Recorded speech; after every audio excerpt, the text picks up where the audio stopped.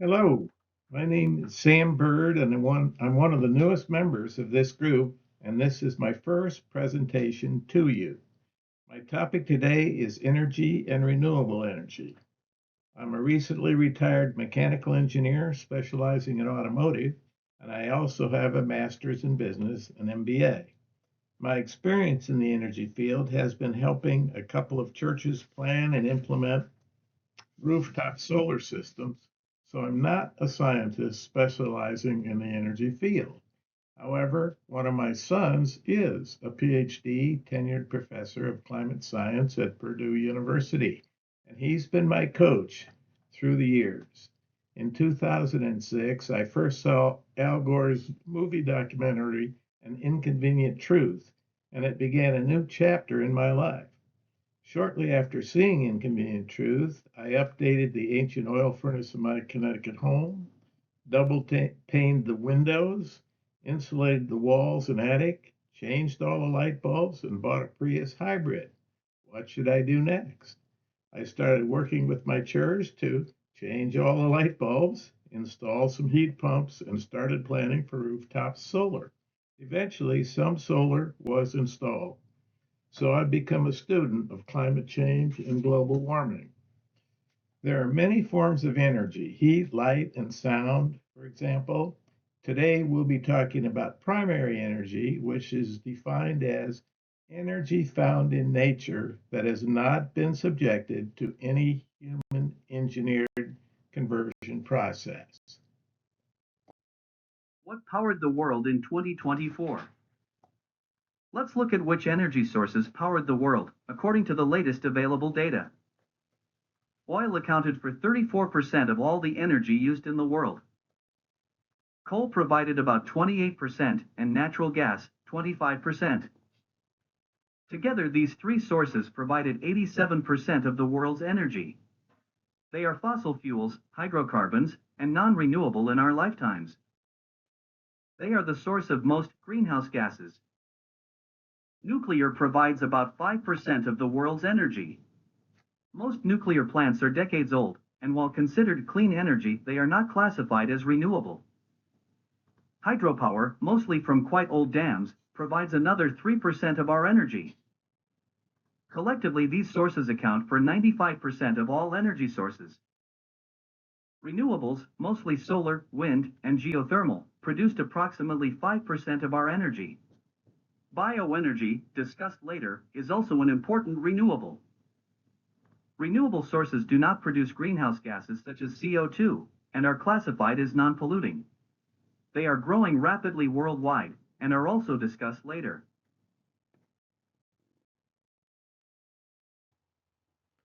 Let's look at how global energy sources have changed over time. In days of old, biomass provided almost all the energy. The burning of wood, crop waste, charcoal, peat, and manure, almost all of which was used for burning, heating of food. In 2024, these are now a very, very small portion of our total energy consumption. Coal has been around forever and has decreased its importance in our energy sources over time. Oil began being used heavily in the early 1900s as the automobile and electricity generating power plants came online, and now, as we've seen, provides a major portion of our energy.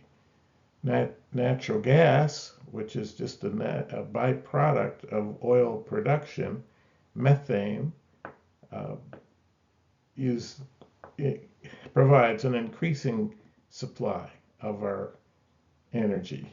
Nuclear, which started in the 50s or 60s, became fairly important, but is now still a relatively minor portion of our energy. And hydropower, which has been around a long time in the forms of dams producing electricity, is important and clean, but not a large portion compared to oil and gas. And modern biofuels and other renewables make up the rest. Who uses all this energy? Where in the world are they located? And what is the energy used for? Primary energy consumption by world region. Who are the users of energy throughout the world? Well, as we can see, Asia Pacific, which includes China, India, Japan, South Korea, Australia, and many other smaller countries, uses almost 3 times as much energy as the next largest user, North America. Going back to the year 2000, Asia Pacific used about the same amount of energy as North America. China makes up the lion's share of the Asia Pacific region, and its energy use has been growing very, very rapidly. Coal, solar, and wind energy have been fueling most of this growth since 2000. The trend is continuing. North America's energy use has been stable in recent years, moderated mostly by growth of renewables, as coal use declined. However, the massive expansion of AI data centers is expected to cause a substantial spike in USA energy use in the near future. The European Union, UK, Norway, and others have actually reduced their use of energy over recent years. Energy use statistics for CIS, the Federation of Countries dominated by Russia, are not provided by this source. But their energy use is known to be well below EU and North America, and is growing moderately. Other areas of the world, Middle East, South and Central America, and Africa use a relatively small amount of energy.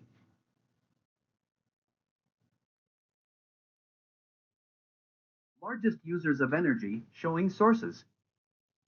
As you can see, China is the largest user of the world's energy, more than twice as much as the next largest user, which is the United States.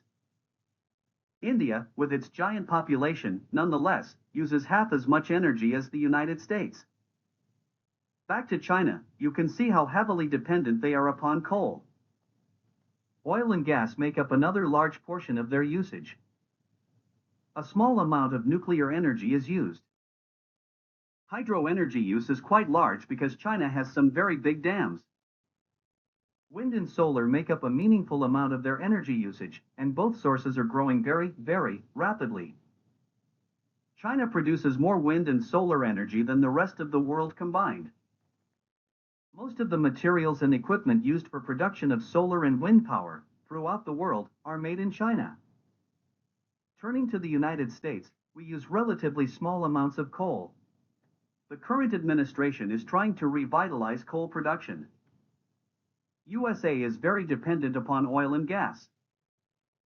Starting in 2025, U.S. energy policy changed to aggressively promote more oil and gas production, opening Alaska wilderness and offshore drilling in California, loosening the permitting process, etc. Nuclear contributes a meaningful amount to the energy supply. Current energy policy is attempting to revitalize the industry. Solar and wind sources are relatively small compared to oil and gas. The 2025 administration is working to restrict carbon-free production, canceling offshore wind and solar projects. Many canceled projects were approved and funded prior to 2025, and many are near completion. Their energy production costs are projected to be well below other energy sources. India is heavily dependent on coal. Their next largest use is oil and gas, followed by nuclear. India is building solar and wind at a fast pace, but connection is constrained by their aged electrical grid. All of the rest of the countries shown, when their energy use is added together, use about the same amount of energy as India.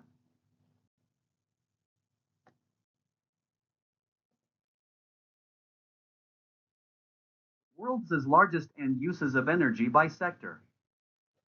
The largest end use of energy is for industry, 30%, mostly for manufacturing, mining, chemicals, and many other smaller industries. The second largest use, 29% of the total, is for transport, planes, trains, buses, ships, and especially passenger cars. Residential buildings use about 20%, mostly for heating and cooling. Services use about 8% of total energy. The final 13% of use is considered non-energy use, much of which is simply wasted, e.g. oil field flailing, pipeline gas methane leakage, landfills, and heat wasted in internal combustion and fires.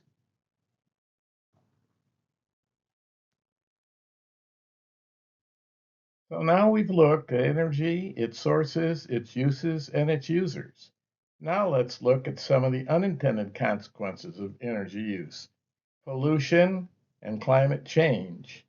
We'll also look further at renewable energy, the most promising source of fossil fuel use reduction. Our next speaker is my wife, Cindy Bird. I have her to thank for introducing me to the documentary An Inconvenient Truth, which she was showing to her fifth grade middle school class in 2006 back in Connecticut. Let's consider greenhouse gas and CO2 emissions. Energy has always been and remains central to human achievement and progress. It is also increasingly central to our very survival, with global temperature increases averaging close to 1.5 degrees centigrade.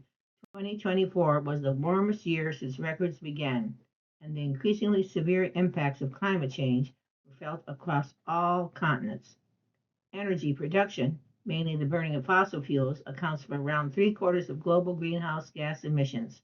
Not only is energy production the largest driver of climate change, but the burning of fossil fuels and biomass also comes at a large cost to human health. At least 5 million deaths are attributed to air pollution each year. The world therefore needs to shift away from fossil fuels to an energy mix dominated by low carbon sources of energy, renewable technology, and nuclear power. CO2 emissions of some major countries. Here we are again, with China at the top. Their emissions have soared since the 50s and 60s as their industrialization took off. By the 2000s, they passed the United States, and China's emissions are still climbing rapidly. Perhaps surprisingly, USA emissions have been declining since the 2010s. India, often characterized as kind of an emitter boogeyman, is in third place, well below China and USA. Their rate of increase, however, is a problem for the world's environment. The other countries shown have relatively low CO2 emissions and some have actually had declines, especially Germany. This CO2 emissions chart we have been viewing should not be a surprise. It mirrors the rise of hydrocarbon use, coal, oil, and gas. It's simple. Burn hydrocarbons. Produce carbon dioxide.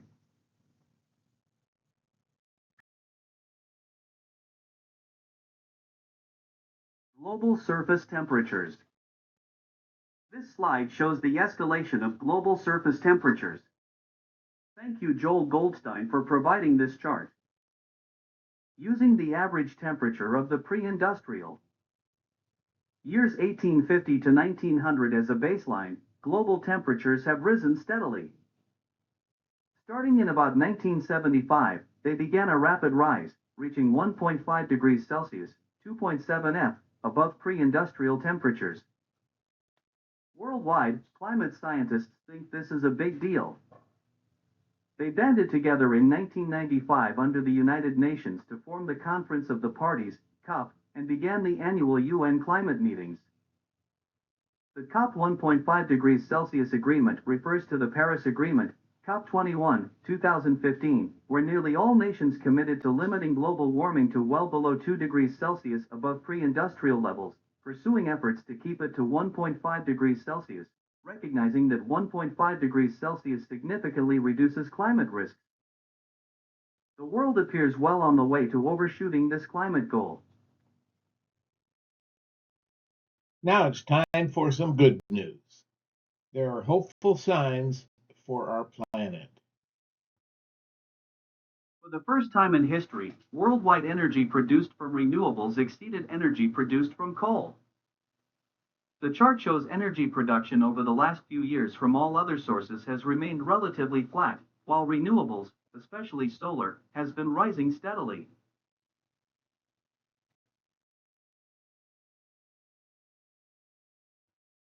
Global solar energy generation has risen steadily in recent years, at a growing rate of increase, and is on track to reach a new high in 2025.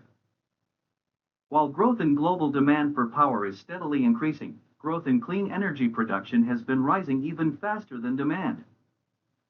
Even better news is that fossil fuel growth remains flat or is declining.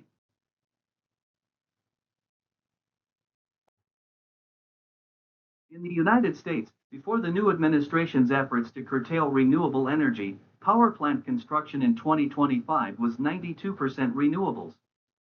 In 2024, it was 96%. Fossil fuel plant construction, mostly natural gas, was about 8% of the 2025 total. It's well known that building new plants that use fossil fuels takes several years. Nuclear plants, as much as 10 years. Restarting existing fossil and nuclear plants is much faster, and is the current administration's main strategy, while curtailing renewables. But solar plants and battery storage are usually built in a year or two, are the lowest cost form of energy by a wide margin, don't produce CO2, and are expected to continue to prevail in the future. By the best estimates of the International Energy Agency, the AEA, the renewables boom is just getting started. Massive global growth of renewables to 2030 is set to match the entire power capacity of major economies today. Solar is forecast to account for 80% of this growth. Renewables are on course to meet almost half of global electricity demand by the end of this decade. Editor's note, thank you IEA. We hope you're right. Well, that completes this presentation. What's next? My next presentation will be Chapter 2, Climate Change and Some Solutions.